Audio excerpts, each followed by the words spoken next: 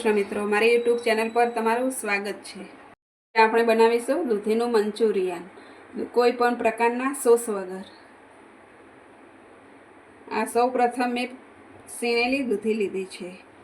1 cup ઘઉંનો લોટ લીધો છે. 1 કપ કોર્નફ્લોર લીધો છે. સ્વાદ પ્રમાણે મીઠું લઈશું. 1 ચમચી લાલ મરચું લીધું છે. 1 ચમચી હળદર લીધી છે. 1 ચમચી આદુ અને લસણની પેસ્ટ લીધી છે. 1 કપ દહીં લીધું છે. આપણે એક બાઉલ લઈશું. બાઉલમાં છીણેલી દૂધી એડ કરીશું. એમાં 1 કપ કોર્નફ્લોર એડ કરીશું.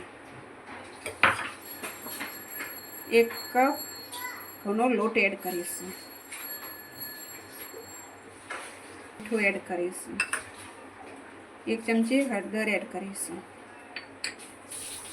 1 ચમચી લાલ મરચું એડ કરીશું. 1 ચમચી આદુ અને લસણની પેસ્ટ એડ કરીશું. આપણે બધો મસાલો અને કોર્નફ્લોર અને ઘઉંનો લોટ દૂધીમાં હલાવી દઈશું. મિક્સ બધું કરી લઈશું અને એક બેટર તૈયાર કરી લઈશું.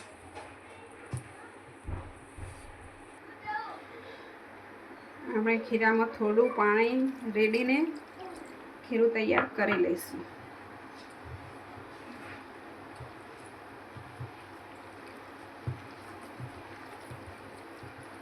આ રીતે આપણા પકોડા ઉતરે એ રીતે ખીરું એડ કરી લઈશું. આપણું બેટર સરસ તૈયાર થઈ ગયું છે. સૌ પ્રથમ મેં તેલ પહેલેથી ગયું છે. હવે આપણે પકોડા તળી લઈશું. આ રીતે એક એક મૂકી દઈશું અને તળી દઈશું.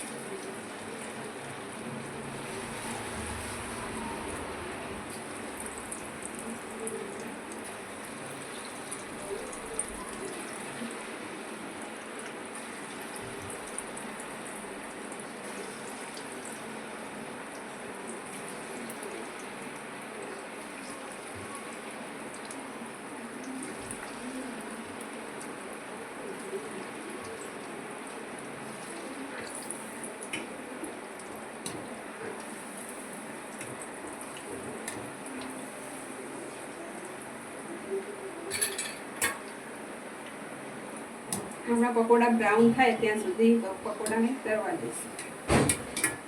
આપણે ધીમા તાપે તળીશું. આપણા પકોડા સરસ તળાઈ ગયા છે, બ્રાઉન કલરના થઈ ગયા છે. એને એક ડીશમાં લઈ લઈશું.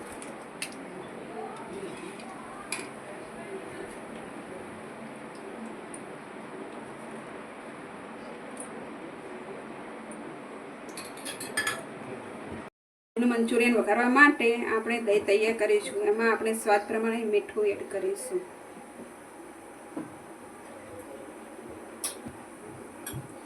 એક ચમચી લાલ મરચું એડ કરીશું. મિક્સ કરી લઈશું સરસ. 1 ચમચી હળદર એડ કરીશું. ખાટું દહીં લેવાનું, એટલે ખાટું મીઠું મંચુરિયન સરસ બની જાય. આપણું તેલ સરસ ગરમ થઈ ગયું છે. એમાં સૌ પ્રથમ આપણે લસણ એડ કરીશું. લસણને ધીમા તાપે તળાવીશું. મરચાં એડ કરીશું લીલા. મીઠો લીમડો એડ કરીશું. એક ડુંગળી એડ કરીશું. તળવા દઈશું. આપણો બધો મસાલો સરસ ચડી ગયો છે. એ આપણે એમાં ખાટું દહીં એડ કરી લઈશું.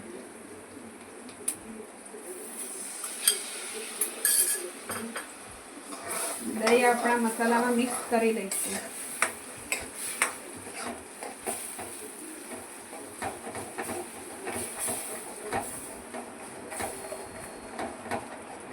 હવે આપણે દૂધીના પકોડા અંદર નાખી દઈશું. આપણે દૂધીનું સરસ મંચુરિયન તૈયાર થઈ જશે.